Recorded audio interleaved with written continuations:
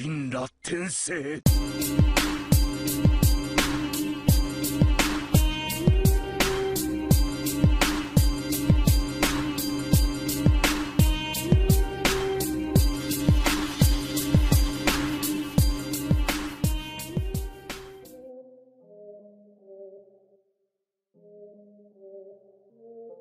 Yo, what's going on everyone, it is the Mist again and welcome back to a new video on the channel today. So as you all probably know, episode 52 of the Boruto series has just come out, and I mean, yeah, we're just gonna sit here and talk about it, and I will review it and give my honest opinions and thoughts on the episode. Now, firstly, I just have to get this out of the way. The opening, I am somewhat disappointed with the opening in all honesty, and now don't just hate on me and leave a dislike and leave a shitty comment, okay, because there are solid reasons for this. I mean, I just don't understand what was up with the animation. I mean, an opening is supposed to kind of like, you know, entice new viewers into watching the series, and it's supposed to be made with the utmost high quality. And now the first 5 seconds of this opening, we see really badly animated you know, kind of animation with Boruto, and it just, something about the opening was really odd to me. It was like grainy, the colors were odd, and it just looked pixelated. Like I had to check my Crunchyroll to see if I was watching in 480p or 1080p, you know? It was just a very odd experience. I'm not joking when I say I had to do that, by the way. I literally had to. Like, the opening was cool, and there were some cool things in there, such as Momoshiki and Kinshiki, and Yaroi, I think is Yaroi, you know, the kid from the Hidden Cloud Village. But besides that, I mean, it was somewhat disappointing. The song was okay, and now the ending, however, though, the ending was so incredible. In my opinion, that was definitely one of the highlights of the episode. However, I'll get into my real highlights of the episode soon, but damn, that was definitely a very good ending, and I think that could be the best ending we've had so far, in my honest opinion anyways. The animation was perfect, the art was perfect, just the effects and editing was done really well, and I thought it was really good, in all honesty. And the song too, the song was really nice.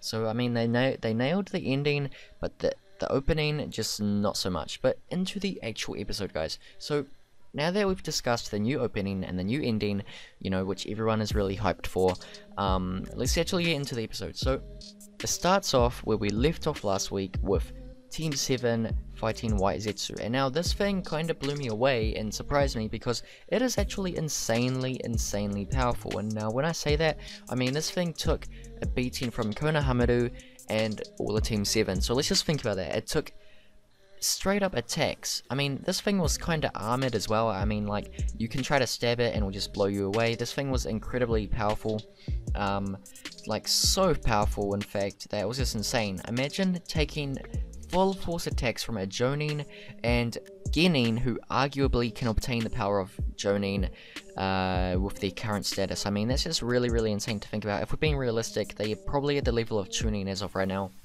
But we also have to speak about Boruto's, okay, a cool scene, however, in this episode. I'll get into what I was about to say later, but something cool in this episode happened, and that was Konohamaru's somewhat speech, talking about how, you know, Team 7, you know, Boruto, Sarada, and Mitsuki, they should leave because this is up to the Jonin, and you guys need to get stronger because this stuff is just way out of your league. This stuff is out of my league. This requires a different type of power, a different type of strength. But if you guys go back to the village and you let everyone know, then it's all going to be worth it, because at least, you know, we are helping, we are doing something, we're doing our job. So you guys leave and I will take this. I will try to defeat this White Zetsu, and I'll go in there. I'll go deeper in this cave and see what's happening. And that was a really cool speech by Konohamaru, and then obviously Sarada and everyone else in Team 7 thinks, no, I really don't want to, you know, we really want to help you. So that's essentially, that is what happens, and, you know, they go down further into the cave. But another thing is that Boruto really is starting to have a conflict in his head, and that is like a want of power in a way. And this is really starting to add a new dynamic to his character. It's just him wanting to prove himself to everyone else. I mean, obviously that was a common theme with Naruto, and now they're starting to do that with Boruto. However, the thing with Naruto was, and this is what I like about these two different kind of parallels between Boruto and Naruto is that Naruto, he was trying to impress everyone because everyone thought low of him. You know, no one liked Naruto, and you know, he was hated. Naruto was just trying to prove himself, but Boruto, you know, everyone knows who he is, but they see him as the Hokage's son. What Boruto wants is to be known as more than that. He wants to be known as more than just the Hokage's son. He wants to be known as Boruto Uzumaki, and that's the special thing about Boruto's character that not many people kind of want to focus on, but that's really one of the main focal points and focus points of his character and the conflict that he has, and that is very, very special, and they are really starting to do that really well. They're starting to handle his character and his ambitions really, really well, and yeah, they, like I said, that was persuaded perfectly within this week's episode. Now, one thing that also happened was the fact, like I said just before, they do go deeper into the mine, and that is where they see essentially just a dead bud of the kind of god tree, you know, the fucking chakra fruit type of tree, and on that were a load of decomposing Waizetsu, and that essentially scared the living heck out of all of Team 7, because, you know, okay, and another thing, I just want to bring this up, okay, this is really weird. The timeline is screwed in the Boruto series, ladies and gentlemen. The timeline is absolutely fucking screwed. So, in episode 2, Iwabe establishes that 10 years have passed. Now, in episode 24, you know, around the time of the Gaiden arc, I believe this is when it happens anyways, it is stated that 15 years has passed since the war. So, now, episode 52, it's stated that 10 years has passed. So, what? I mean, so Iwabe states that 10 years has passed, and that was on episode 2, and now supposedly about 4 years has passed since then, and that makes sense considering that you know, within the Gaiden arc it was established that 4 years had passed. I mean, 15 years had passed since the war, but now it's going back to 10 years? I mean, what the heck? I just don't understand, guys.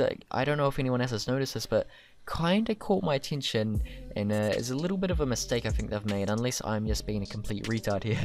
Excuse my immaturity, but that's just a weird thing that I noticed. Anyways, the fight between Team 7 and Waizetsu was really, really good, guys. Like, that was a very good action sequence. You know, it included a lot of strategy, essentially just relying on the Sharingan and the Shadow Clone Jutsu as usual.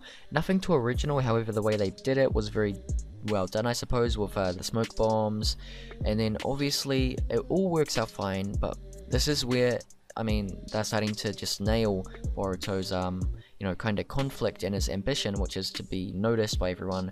So one thing that Konohamaru says to them earlier in the episode is, don't be cocky, do not be too confident in yourself, do not try anything stupid. And then what does Boruto do? He sees a chance to take down the Waizetsu, and he takes it. However, that leads to him having his frickin' head crushed into the ground by this massive Waizetsu, which towers over everyone. I mean, this thing was massive, and it's got him in the hand. I mean, he's got Boruto's head in his hand, smashing him on the ground. And, you know, this is where it leads kind of like a more intense moment, where they kind of have to save Boruto, and then Konohamaru saves him, as well as Mitsuki, by using... Mitsuki uses his, like, elastic arms, and then Konohamaru uses the Rasengan, and Boruto's just sitting there in, like, awe, just looking at Konohamaru's Rasengan, because I don't think he's ever seen it, and I mean, that was a very cool scene. I really like the way they are kind of, like, animating and coloring the Rasengan these days, with the lighting, the blue lighting, or aura, I should say, that comes off of it, is very, very nice. So that was in this episode, and it was cool to see. Now, obviously, within the last 5 minutes of this episode, we focus on Sasuke. So apparently, right, Sasuke went down there too, and he took down a lot more of those Waizetsu, and that was seen through his Amaterasu, which was just spread down everywhere down there. However, he was not there because, you know, Konohamaru even states himself that, you know, Sasuke has the Rinnegan, and he's able to manipulate time-space and all that type of stuff, so he can teleport and whatnot like that. So he was probably miles away by the time they got there, which he was miles away. And now I'll get straight into this. So the episode ends with, you know, Team 7 having defeated the Waizetsu, and Naruto arrives and talks to them, talks to Konohamaru about this big threat that's incoming because of like the White Zetsu, you know, it's a big sign, you know. So it's very heavily foreshadowed that everything is literally about to kick off. And I mean, do I even need a safe foreshadowment when it was just literally confirmed that it's going to happen within the next episode? Must I? Actually, I do not know if it's going to happen in the next episode. I think it's going to follow the manga route and actually take place in a flashback. But nevertheless, this is really exciting stuff, guys, because we see Sasuke arriving at the location, one of Kaguya's dimensions, with the castle, as we seen in the movie, where he fights Kinshiki and Momoshiki spectates. Now, what do you think happens here? Obviously, we see Momoshiki and Kinshiki just standing there, and oh my god, it was just epic. It was just an epic scene, in my honest opinion, because they were just sitting there, godly as they are, you know. So, I think Kinshiki says, what are we going to go do to our new guest? And then Momoshiki says, let's go pay him some, you know, go welcome him, or something along those lines. So that was really, really awesome. And that's the first time we've seen them since about episode 22 or 20 something. So it's been a long time, and they are back. It's literally been like, what, that would have been like half a year worth of episodes that we didn't see them for a while. So, oh no, actually, wait, did we see them recently? I do not think so, but anyways, that was a cool scene, guys, and honestly, that's just so hype. We are getting so close to everything that's about to unfold. Within the next episode, we may or may not see, you know, what am I saying? Sasuke versus Kinshiki and Momoshiki also, but we definitely see Toneri within the next episode, and that is seen in the preview. And now the preview itself is just so fucking hype, because obviously we see Toneri, we see the Genin kind of preparing for the tuning exams, and it's just looking incredible, guys. Now, I'm just really excited. I hope you guys are just as excited as I am. One other thing that I really want to talk about, however, before I end this review, I want to talk about the music. The soundtrack that I've introduced in this episode is incredible. The new music that they added within I think it was like the final 4 minutes, that music, that was, oh my god, that was incredible music. And that's definitely gives me more of a vibe of like the original Naruto universe and like the kind of techno upbeat kind of stuff that took place within the earlier parts of the series ever did. I mean, within the Boruto series, music should be very heavily focused on. However, it was all wacky. I'm not gonna lie, some of it was just wacky in the first 50 episodes, and now they've really started to introduce a really fleshed out, really lore kind of friendly soundtrack that suits the universe perfectly and fits the scenery and fits you know, the events that are going to unfold. It was eerie, it was perfect, and it was, I guess the most important thing, it was Naruto-like, and the soundtrack of Naruto was incredible, and Boruto was starting to follow in those tracks. Damn it, guys, I am just so happy. This episode, honestly, I am not going to overhype this episode. It did some things right, and it obviously hyped me up a little bit, right? However, it was slow in some parts, and it could have been better. I give this episode a 7 out of 10. Let me know what you guys think of the episode in the comment section down below, and tell me how hyped you are for the next episode. And tell me what your thoughts are on the opening of the, you know, the new opening, because in my opinion, it wasn't too good. But let me know your opinions. I'll see you all in the next video. Peace out, guys. See you later.